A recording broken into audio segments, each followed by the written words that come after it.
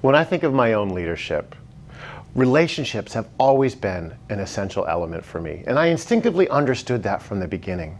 But when I started studying leadership deliberately, which is when I started my doctoral work, I quickly learned that there are so many leadership theories out there. Everyone who's been a leader has written a book about how to be a leader.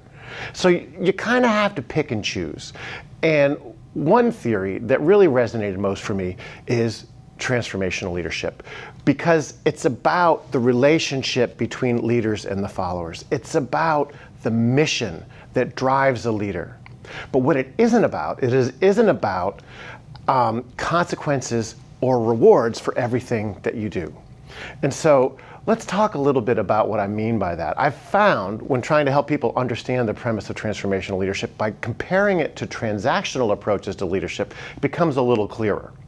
Because in transactions, what you're relying on is you're trying to motivate people to do something, but that's only happening by either offering an incentive or suggesting a consequence.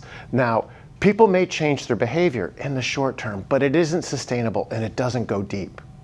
What you're always seeking, and this is why the mission is so important, you need to enlist people to transform the work, to take the goals further.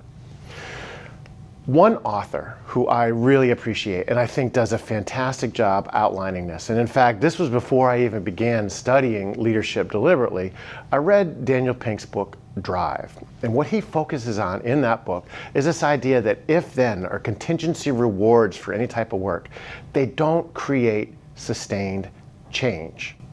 You have to focus on the interests of the followers, engaging them in a mission and building those relationships. Because when leaders can focus on the mission and they can focus on the relationships, you can achieve the sustainable change that we're all seeking in education.